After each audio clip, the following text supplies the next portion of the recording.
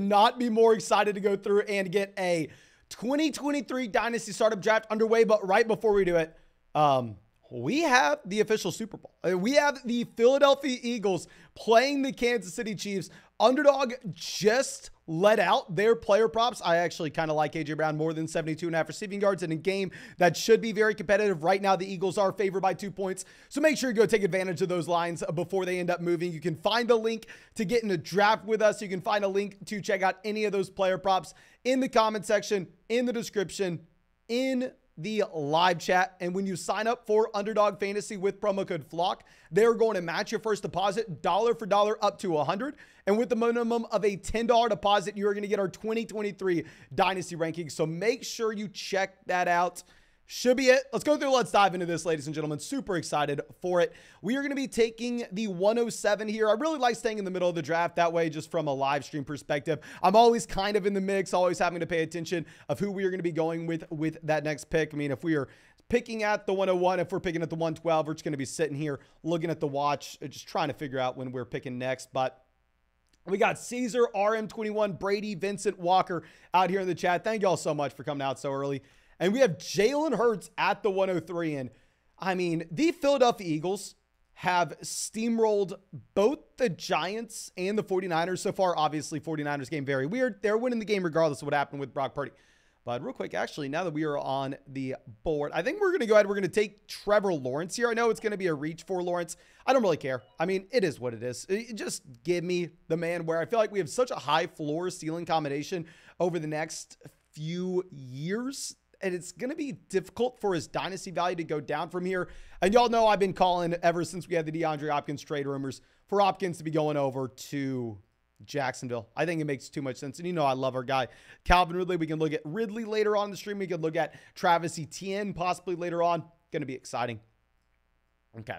But now CeeDee Lamb and Jamar Chase go. Let me know what you think. Should we have taken Jamar Chase over Trevor Lawrence? If this was 3-4 weeks ago, I definitely would have. Like, I know it's probably recency bias that we're taking Lawrence over Chase just because we ended up getting Lawrence winning a playoff game and Lawrence looking very good. I don't know. You got Bijan Robinson, Justin Fields going here at the 1-2 turn.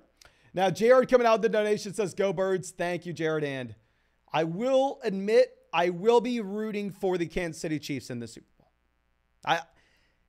I was a little surprised to see the fact that the Eagles were favored by 2 points. I probably shouldn't have been, considering the fact that they've won those two games by like a combined 60 points to get here. They look so good on the offensive and defensive side of the ball, but it is what it is. Now, let's see. We have Bryce Young going at the 203. Dear God, that's early for Bryce Young. The issue with Bryce Young is if you're taking me at the beginning of the second, he almost has to be like the number 1, number 2 overall pick off the board in the NFL draft. And if that's going to be the case, like, here, wait 1 sec. Sorry.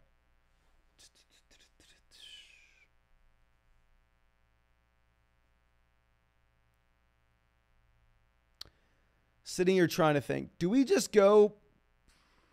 We'll go Breece Hall. F it. I think we'll find some wide receiver value later on that we like. I think this will be our first time taking Breece Hall here in the middle of the second round. Very close with the other running backs, such as Taylor and Kenneth Walker for me. So mixing it up a bit. But yeah, going back to what we were discussing, the issue with taking like Young and Stroud this early, in my opinion, is if you're taking them this early, they essentially have to be like the number 1, number 2 overall picks off the board in the 2023 NFL draft. And if you're looking at the landing spots they may find themselves in, if that's the case, they're both disgusting landing spots. So I don't know. I mean, I personally would probably be going with Breece Hall, Jonathan Taylor, A.J. Brown, Jalen Waddle, Kenneth Walker. There's so many guys that you could go with here in the middle of the second round. But Slick Rick going CMC at the 208. Oh, Brady says the stream says 2023. Thank you for letting me know. Let me go ahead and fix that. We got JN out here saying Bijan Robinson's top 12. Yeah, I mean, I will admit, back in 2018, way before we even had the NFL draft, if you were looking at how dynasty leagues were operating, Saquon Barkley was a late first-round startup pick, even before the NFL draft in 2018. And I was sitting there, keep in mind, I was an early man in college, yelling, oh my gosh, I can't believe we're taking Saquon Barkley in the first round of startups when he's never played an NFL snap. Hindsight 2020, but the man was 100% worth it. The man should have been the running back one the second that he declared for the NFL draft. And I think maybe, just maybe, you have something similar for Bijan Robinson. I love him. Of course, Hookamorans. You can see the Texas wall right here, but he's definitely no Saquon Barkley as a prospect. I mean, Barkley was just a completely different beast. Okay. Shradrick says, wow, swung me the stack. I mean, yeah, if you have Jalen Hurts at the 103 and you get A.J. Brown falling into the second round, that's just a no-brainer selection. That's a great pick, my man. Okay. Now, Amon-Ra St. Brown going here at the beginning of the third. Etienne would have been a running back that we were looking at in the middle of the third round. That way we could go through and make that one consolidated bet on that Jacksonville Jaguars offense going forward. But it is what it is. I think we'll have some other options that we're excited about. Okay.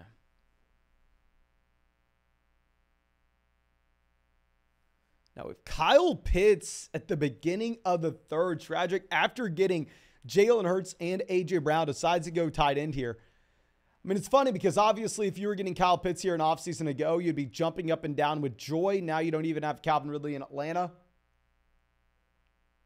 Such a tough spot. Like, who is going to save this offense next season? Barkley goes there at the 305. Come on. Don't do it to us. Don't. Ladies and gentlemen, we got him. Ladies and gentlemen, we got him. We're going to lock in Garrett Wilson here. Love the player, love the value, love the fact that we took Breece Hall. So now we're really making a bet on that New York Jets offense, which historically speaking has been a horrendous bet, but it is what it is. I'm going to be very excited about taking Garrett Wilson there in the middle of the third. Ooh, we got a few players that we have our eyes on the way back around in the fourth here. Chris Olave goes there at the 309. Interesting spot. Try to figure out where the Saints are going to be going forward with their offense. Like, I just don't know what to expect. I don't know what to assume. Like, who do y'all think is here? I'm going to ask the chat this, please. We have almost 100 people out here in the chat. Can everybody spam the chat with this answer? Who do you think the starting quarterback is for the New Orleans Saints next season? Who is the starting quarterback for the New Orleans Saints in 2023? Javonte Williams goes to the 311. There's another player I'd rather have on the board right now than Javonte Williams. But Vincent says Derek Carr. Carr, Winston or Carr. Daniel Jones. Oh, Daniel Jones, funny answer. Lamar Jackson, Bobcat. I don't know if I can get there with you. Winston, a rookie, Winston. I don't even know if we're going to address Walker's comment of Drew Brees there. Oof. Winston, rookie. I mean, I will admit, I took Jameis Winston in a decent amount of underdog best ball drafts this year. Now, in mind, we had a good year on underdog. We may or may not have won $150,000 on underdog this year. But it could have been significantly better if we did not draft Jameis Winston, if we did not draft Michael Thomas as much as we did. I was all about grabbing Michael Thomas when he was going in like the 7th, 8th round of underdog drafts. And when we had him, then it was an easy spot to get Jameis Winston later on, but clearly did not work out. Now, London going off the board at the 404, Tua 405. Few interesting names. Do we just go Cup? It's a tough spot because obviously we built a younger team here with Breece Hall, Garrett Wilson, year 2 players, Trevor Lawrence, a younger asset as well. I mean, if we would have gone win now, we would have gone with Lamar. We're going to go Cup. I should have had my Dynasty rankings pulled up. Let me see where we have Cup among these other wide receivers. I have Cup at 15.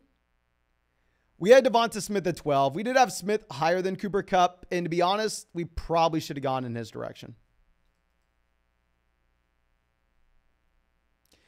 Cooper Kupp, we say it all the time. You would assume that he's younger than he is since he was drafted in 2017, but the man stayed so long in college. I really don't like this Derrick Henry selection here in the middle of the 4th. I don't like the Derrick Henry selection. I mean, I feel like if you want to win now running back, take Nick Chubb. Nick Chubb drafted in 2018 compared to Derrick Henry drafted in 2016. Yeah, I'm not a fan of that. Love the Devonta Smith value at the 408. Please let me know in the chat. This is another thing we can spam the chat. Would y'all rather have Smith or Cooper Kupp? Sadler says Smith was a no-brainer right there. I think you're right. I think we made a mistake taking Cooper Kupp over Devonta Smith. Smith gives you both the short-term look, because he is going to be productive now, but at the same time, he's going to give you the long-term upside that Kupp may not. Okay, so we have Smith, but I'm biased. Smith, Kupp, Smith, Kupp, Smith. Yeah, I think y'all are right. And now Jameson Williams is the 502. Honestly, not a big fan of Jameson Williams here. I actually really like the Trey Lance selection here at the 503. I'm more confident in saying Trey Lance is a starter next year. Keep in mind, I am very biased. I have Lance in a ton of leagues. I think it's the best situation you could step into as a starting quarterback. And on top of it, he has all the rushing upside in the world. They invested 3 first-round picks to get him, so I think Lance is probably the guy. Love the Hawkinson value. Like, if you're going to say, Mason, who would you rather have between Kelsey or Hawkinson? I'd probably take Hawkinson, and you're getting him 2 rounds after here. Okay, so let's try to figure out where we are going to be going at this point. If we're going to be looking at our running back rankings, we have Nick Chubb at 12. We do have Swift a little higher. We'll go ahead and we'll take DeAndre Swift. Swift, a very interesting case in that if you're going to be looking at what happened to Detroit this past season, obviously dealt with a multitude of injuries. Jamal Williams just went out there and Jamal Williams crushed him. Jamal Williams is not under contract next season. He's running behind arguably one of the best offensive lines in the NFL. He still has the skill set as a pass catcher that you can get excited about. Clearly, he had a bad year, so he's had a fall from grace, which is deserved. In the middle of the 5th, I'm going to be fine with this price point, though. AJ says, Lance starting quarterback for the 49ers next season, ? I think most likely. If Brock Purdy was the guy that they invested 3 first-round picks into, I think it's Brock Purdy, and I don't even think it's close. But knowing that Lance is the man that they invested 3 first-round picks into, I felt like if Brock Purdy wanted to have the job, he probably had to win this game. Obviously, it's not his fault getting injured. Like, Brock Purdy had to make it since they invested 3 first-round picks into Lance, where they had no other option but to start him. And I don't feel like that was the case. Okay. Now, Jordan Addison going off the board here at the beginning of the 6th round. I feel like I'd probably rather have Jordan Addison at this point over Treylon Burks. Definitely. I mean, I would definitely rather have him over Jameson Williams. I think from a prospect perspective, he's as good, if not better, than Jameson Williams, and he doesn't have the year already in the NFL.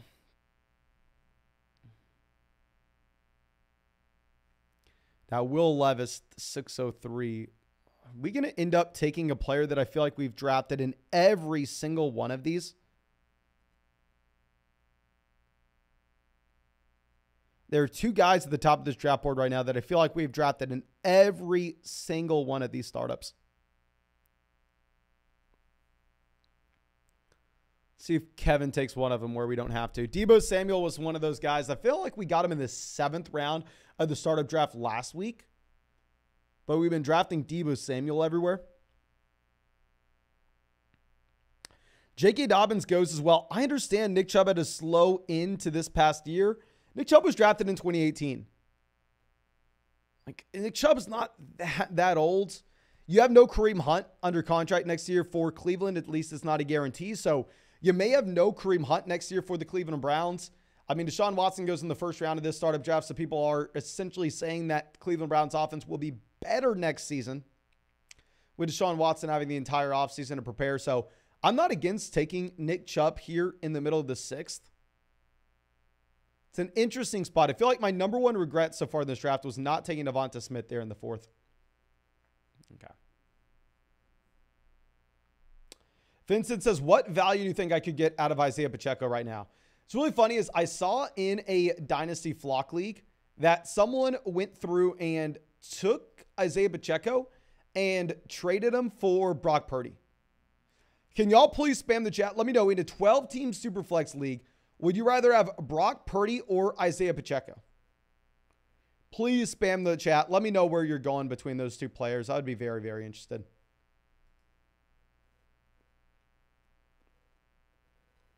Daniel says, I'm holding Pacheco for now. If he is the undisputed starter next season, his value could go up.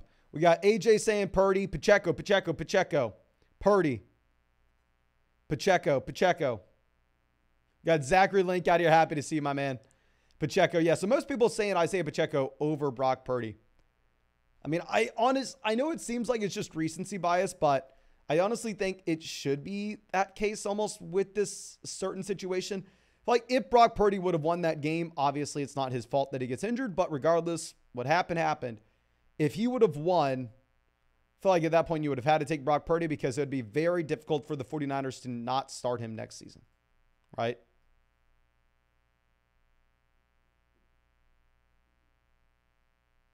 I feel like it would have been. Okay. Now, Christian Kirk off the board, 701. So we are looking for these Jacksonville Jaguars wide receivers to pair up with Trevor Lawrence. Of course, we're not going to go out of our way and reach on the guys. I mean, if we get them at a value, we'll be happy to take them.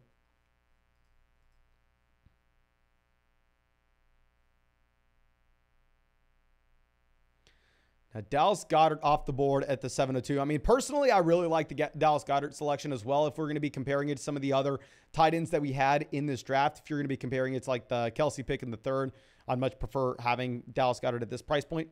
Okay, so Calvin Ridley off the board. I think I know where we're probably going to end up going with this pick.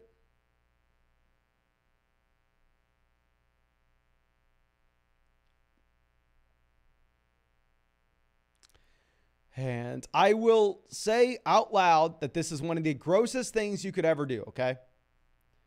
100%, this is disgusting.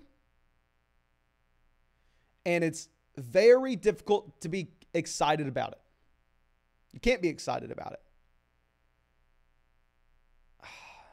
We're actually not going to take him because I think we can get him on the way back potentially.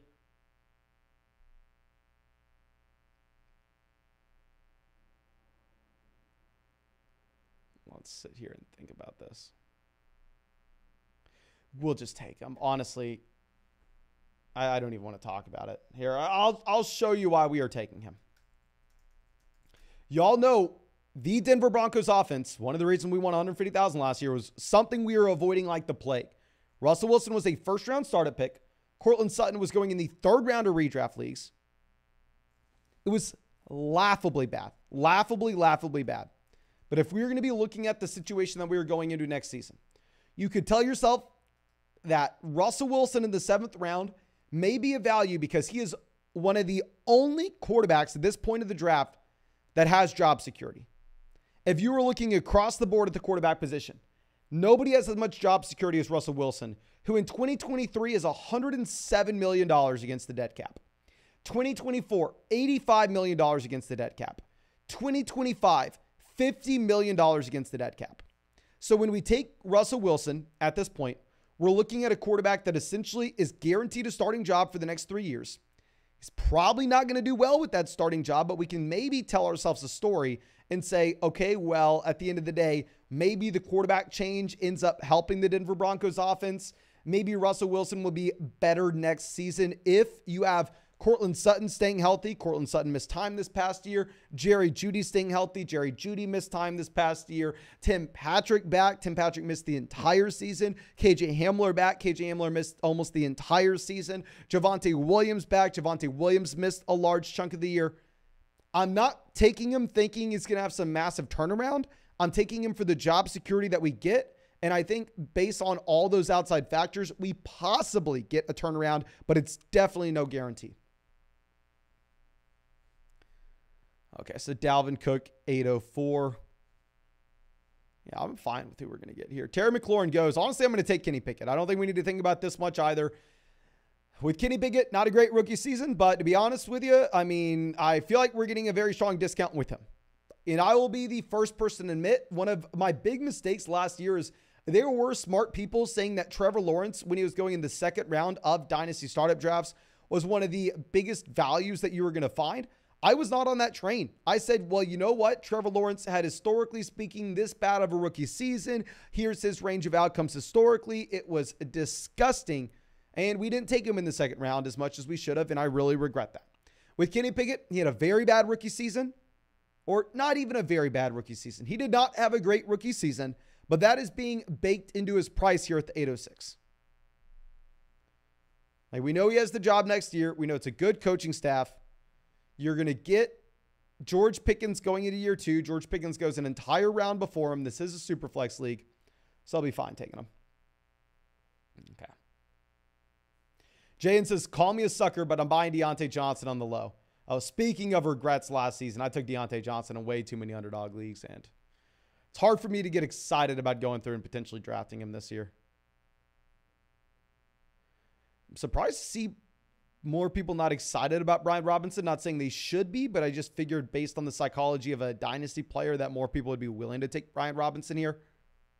I guess actually should probably be in the same range as someone like Isaiah Pacheco. So Tyler Algier goes to the 903. Same thing with Tyler Algier. I mean, I feel like both. I mean, I guess Brian Robinson's day 2 pick, Tyler Algier's day 3 pick. Not too big of a difference between the two, though. Out of all these year 2 running backs, my favorite guy is going to be James Cook. Ooh, that's actually a good idea for a video, looking at those year 2 RBs.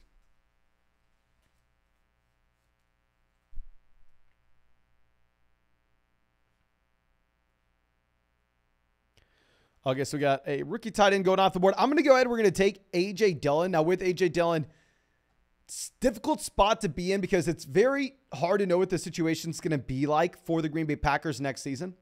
It is a possibility. It is not a guarantee that you end up getting Aaron Rodgers moved.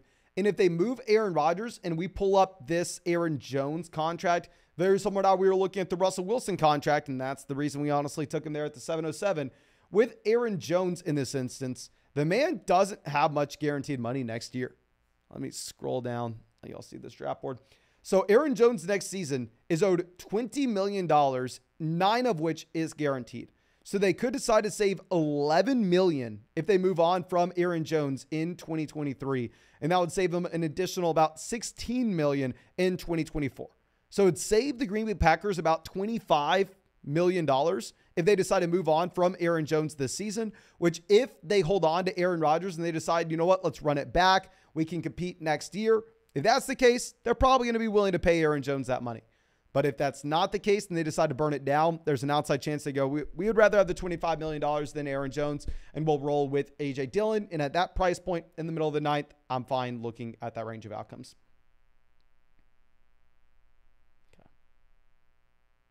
Jaden says he had 0 touchdowns, which should progress to the mean 147 targets, volume.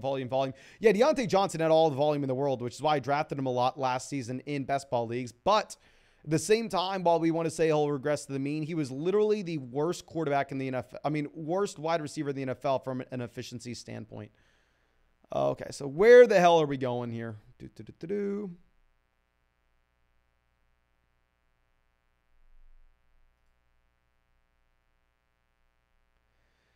Do we take Gabe Davis? Last year, I wasn't a Gabe Davis fan of where his price point was, but this upcoming season, I feel like you're, kind of in the same spot for Gabe Davis. He should have that role pretty safely locked down. If you're going to be looking at his age, Gabe Davis isn't that old. Gabe Davis, literally 23 years old. So if you liked Gabe Davis last season, I feel like there's not much that has changed. There's not much that would change. Gabe Davis was going in the 4th round of redraft leagues last year at 23 years old. He comes away with this year's best season of his NFL career, like people were expecting. But last year, they just had to overpay for it. This year, he had 836 receiving yards, 93 targets, 48 receptions, had 7 touchdowns, all of which were career highs, 55 receiving yards per game. So actually, now that I really talk through this, kind of like the Gabe Davis buy low. Ooh, we have to dive into this for a video as well.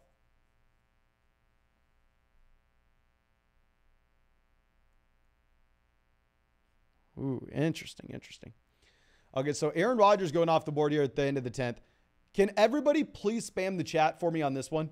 Where do you think Aaron Rodgers is drafted? Not drafted. Where do you think Aaron Rodgers is playing next season? We have almost 200 people out in the chat. Let's get 200 messages in this chat right now, please. Where do you think Aaron Rodgers is playing next year? Obviously, the dream landing spot is he goes to the New York Jets. This team which we drafted Breece Hall, Garrett Wilson in would go nuclear, but Okay, so we have Jets, Packers, Jets, Colts, Raiders, Jets, 49ers, Packers, Jets, Raiders, Raiders. Would the 49ers be able to pay his contract? Would be so interesting, right? Say the 49ers go through, they ship Trey Lance to like the New Orleans Saints. They ship Brock Purdy to the Green Bay Packers. And they roll with Aaron Rodgers next. That would be the most interesting thing ever. I don't think it's going to happen. I don't think it's a possibility, but it would be very exciting to see Rodgers, McCaffrey, Debo, Ayuk, and Kittle all together. I mean, assuming they could get Ayuk if they're paying Rodgers that. Keep Ayuk. Okay, so Derek Carr going off the board here at the beginning of the 11th. To be honest with you, like, I'm not interested in buying Derek Carr. Derek Carr is never giving you a high ceiling from a fantasy football standpoint. Maybe you think Derek Carr can bounce back from a real life standpoint, but the man was drafted in 2014, and we've never seen it in fantasy. Like, Derek Carr's season high of all time was 32 passing touchdowns. That was back in 2015. And of course, I mean, the rushing upside is just non-existent. But I don't know. Now we got Mac Jones. Like, I would rather have Mac Jones. I think Mac Jones, a super low ceiling player as well, but maybe he does something. Okay.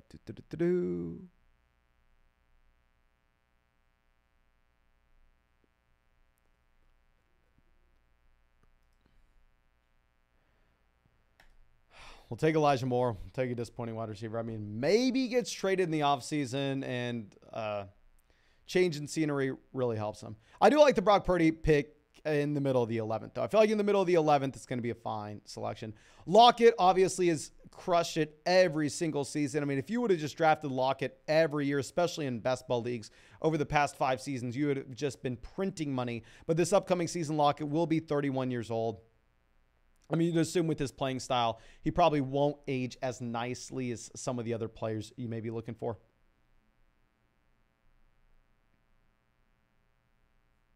Celtics says Rodgers' childhood team was San Fran. He won't do the Jets. Doesn't like the symmetry with Favre's career. Yeah, I have heard that. I haven't heard that. I mean, he doesn't like it himself, but I have heard people speculating saying, well, would Rodgers go to the Jets after Brett Favre's done the same thing? Like, how big of a deal is that in reality? Okay. I know who we want. We'll see if we get him. Jaden says, I feel like Vegas is the perfect city for Aaron Rodgers, close to Cali. I mean, the thing is, would they contend with Rodgers?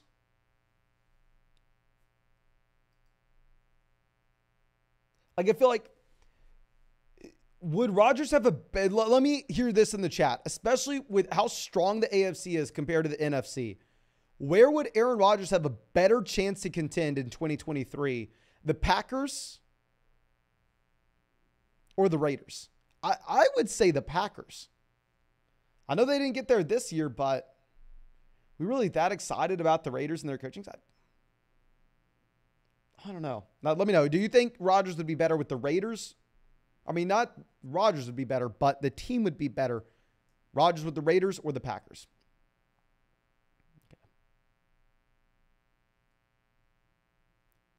Okay, Khalil Herbert, 1209. Desmond Ridder, 1210.